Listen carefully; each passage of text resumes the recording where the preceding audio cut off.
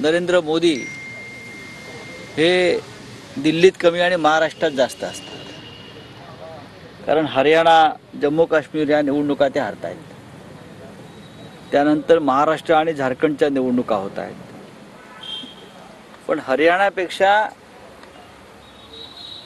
अधिक दणदणीत पराभव महाराष्ट्रात होणार आहे. हरियाणात काँग्रेसच जिंकते आहे आणि महाराष्ट्रामध्ये सुद्धा नरेंद्र मोदीने किती सभा घ्याव्यात, किती फिती कापाव्यात, किती थापा माराव्यात, या राज्याच्या जनतेने ठरवलेलं आहे की थापेबाजी बंद झाली. मला तर सारखी भीती वाटते की निवडणूक काळामध्ये हे देशाची राजधानी मुंबईला हलवतात की काय, कारण हे दिल्लीत टिकतच नाही आहेत.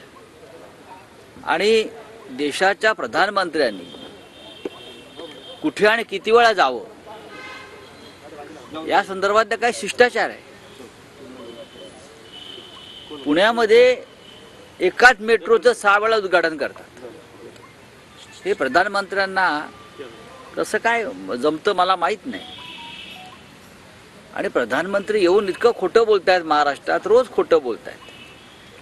काल त्यांनी अकोल्यामध्ये चिंता व्यक्त केली अंमली पदार्थांच्या बाबतीमध्ये, की काँग्रेस पक्ष हा अंमली पदार्थाच्या पैशावर निवडणुका लढतोय. ठीक आहे, काँग्रेस त्याच्यावरती उत्तर देईल. पण खरं म्हणजे देशाच्या प्रधानमंत्र्यांनी गुजरातमध्ये जो 3.5 लाख कोटीचे अंमली पदार्थ आतापर्यंत पकडलेले आहेत मुंद्रा पोर्टवर, 3.5 लाख कोटीचा ड्रग्स गुजरातमध्ये पकडला, त्याच्यावर मोदी बोलत नाहीत. आणि हा पोर्ट कोणाचा आहे तर गौतम अडाणीचा आहे.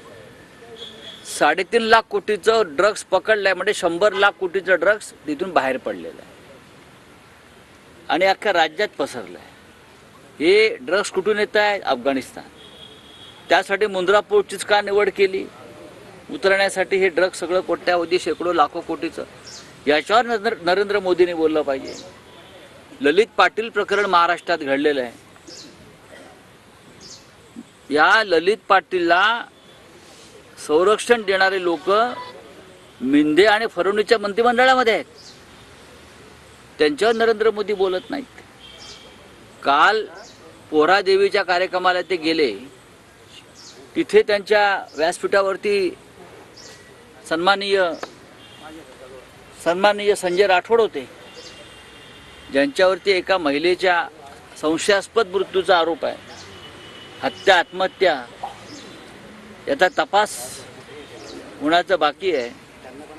आणि त्या महिलेच्या घरात सुद्धा जेव्हा मृत्यूनंतर नशेचे पदार्थ सापडले होते आणि तिथे जाणं येणं या मंत्र्यांचं होतं. म्हणजे तुम्हाला अंमली पदार्थाची एवढी चिंता आहे, पण तुमच्या पायाशी कोण बसलाय?